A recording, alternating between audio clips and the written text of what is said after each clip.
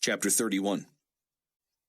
Irene and Ramey sat fingering their crowns, and Irene knew, thinking the same thing, without speaking. It was so joyous to be in the presence of Jesus, the lover of their souls. But just as Pastor Billings had predicted so many times, in so many sermons, on so many Sundays over so many months, there was something unique not only about their new glorified bodies, but also about the way their new glorified minds worked. As wonderful as it had been to hear, "Well done," from the only perfect man to have ever lived, and to be welcomed into God's house, and to receive crowns of reward, none of that hit them as some cheap imitation, as it might have on earth.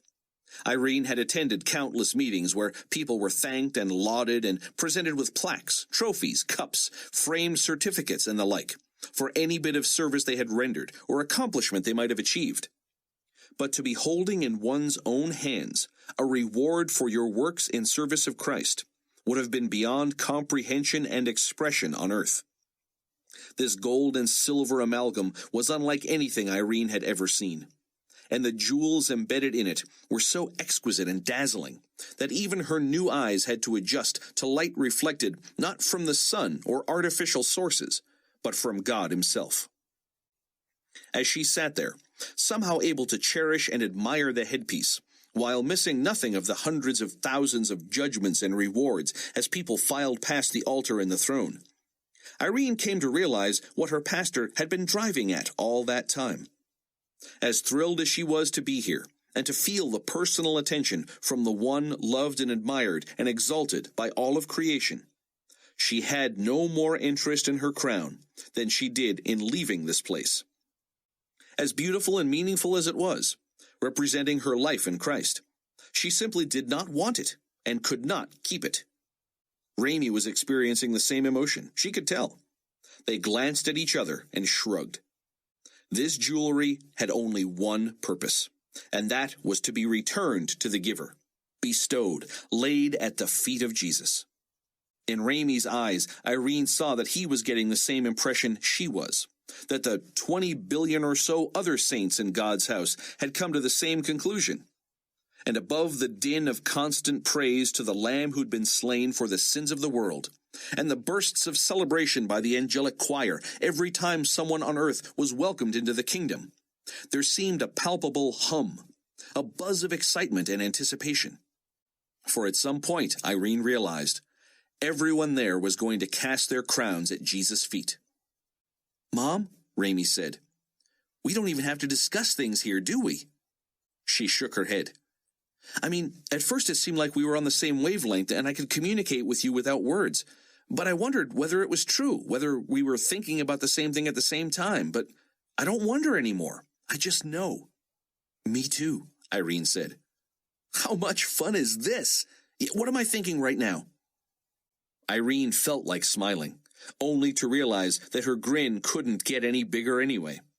She'd been in a constant state of euphoria since she had arrived, and somehow it invigorated her, didn't exhaust her. She wanted it to never end, and she knew it would not. "You're wondering how much we can do all at the same time." "Right. You want to study the crown, witness the judgments, talk with your heroes, old and new, sing with the choir, praise Jesus, talk with me, communicate silently with me, and, above all, you want to tour the rest of this place." "I do, but I'm a little hesitant to ask. What is that? I should know by now that God knows what I want before I say it, even before I'm aware of it myself. Why do I wonder if I'm bothering him, or if something is too much to ask?" Irene shrugged. "We have new minds and bodies, but we have memories. Maybe in 1,000,000 or so years we'll be completely free of our humanness." Ramey laughed. "We already are." "I know." Christopher Smith was frantic by the time he finally realized the Pan-Continental 747 was within satellite communication range of the United States. For some reason, the usual connections with Greenland and Canada had produced no results. He couldn't make that compute. Had something happened in the atmosphere to interrupt the signals? Radio and TV signals couldn't be jammed from overloading. A superstation out of New Jersey had reached his headphones, faint and staticky and in and out at first. Finally, Christopher was able to catch every word if he pressed the earphones tight, shut his eyes, and concentrated. He would let Rayford know as soon as the signal was listenable without such work. The captain clearly had enough on his mind. Chris's neck and shoulders tightened and cramped as he concentrated, but suddenly, as if they had passed some invisible barrier, the signal came through strong and clear. He flipped a switch that allowed him to communicate directly to Rayford's headphones. "Patching you through to Jersey Shore All News Radio, Cap." "Roger, thanks. Keep us on course." That was Rayford's way of saying he would listen to the radio while Chris did the work for a while. Fat chance. Chris was as curious as the boss was, and the plane was on autopilot. Chris knew how to appear as if he were concentrating on the controls, while leaving the radio frequency open to his own headset. Once the controls were set, Chris stared out the window at the strange colors in the sky.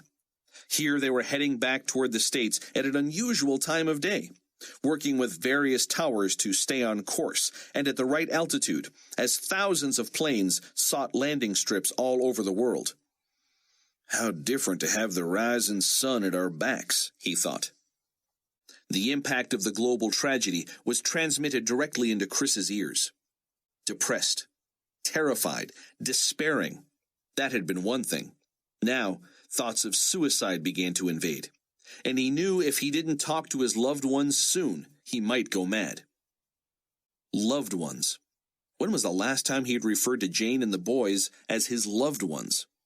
His women had been his loved ones, but he knew he had never loved one of them. Not even his other wife.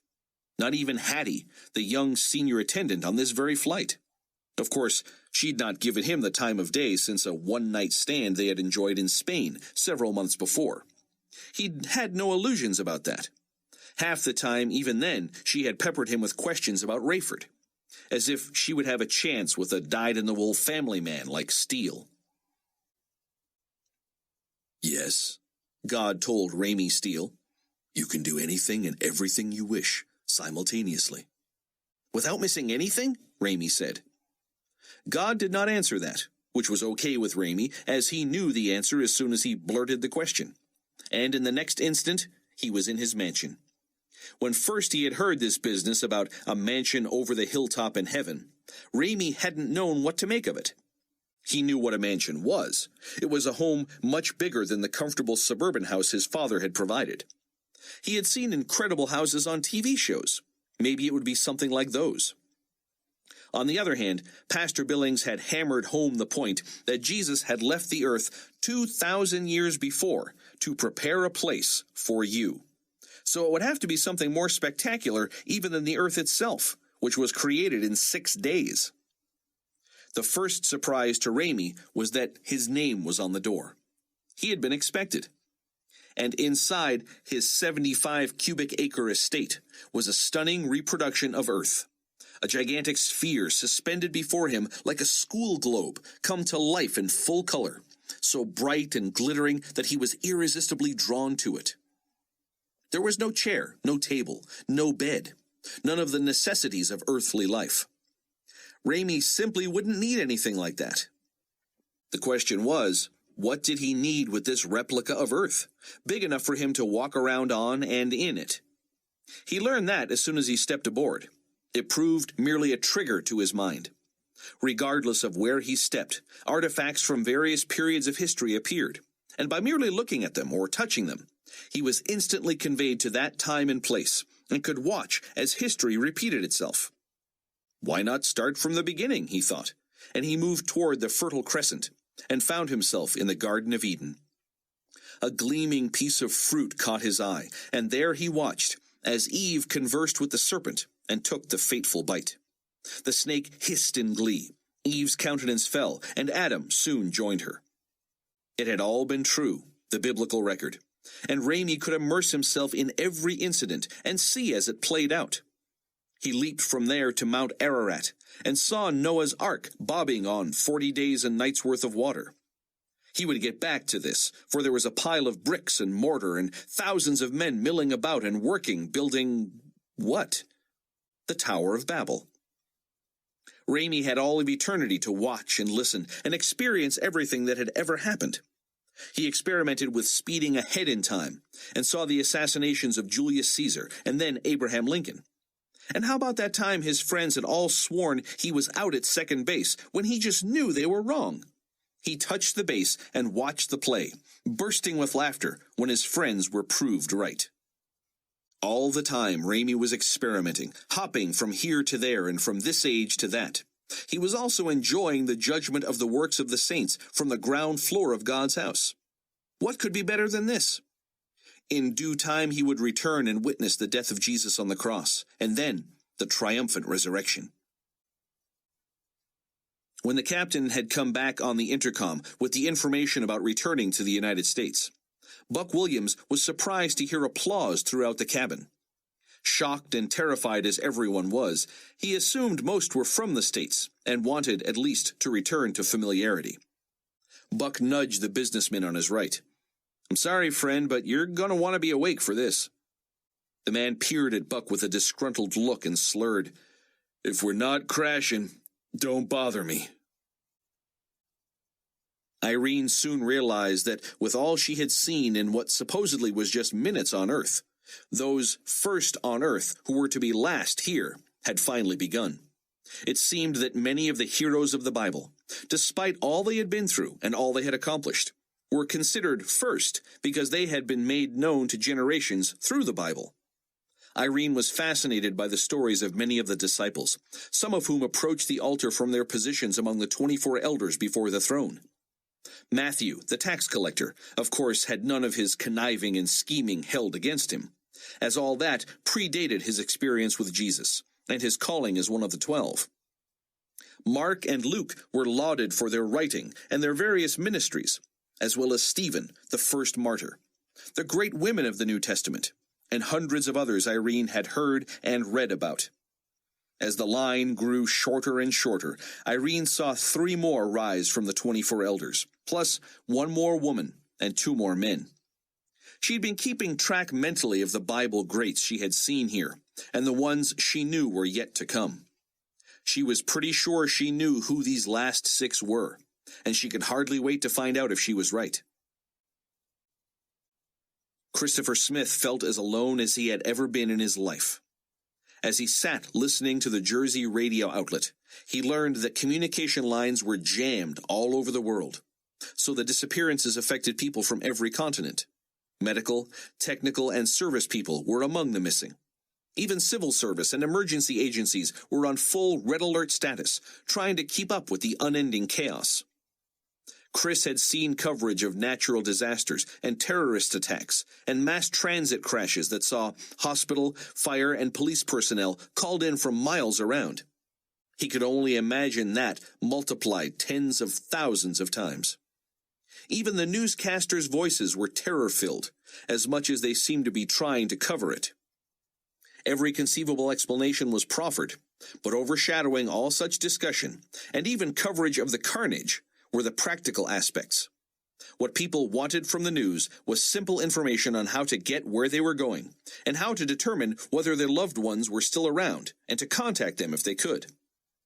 Chris had to flip off the news and reconnect with a tower when they were instructed to get into a multi-state traffic pattern that would allow them to land at O'Hare at a precise moment, now just hours hence.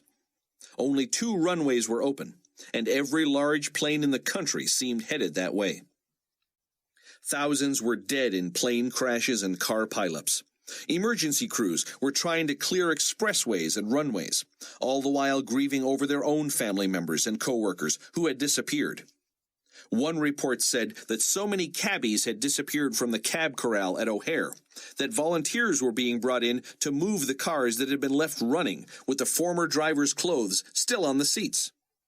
Cars driven by people who spontaneously disappeared had careened out of control, of course. The toughest chore for emergency personnel was to determine who had disappeared, who had been killed, and who was injured, then communicate that to the survivors.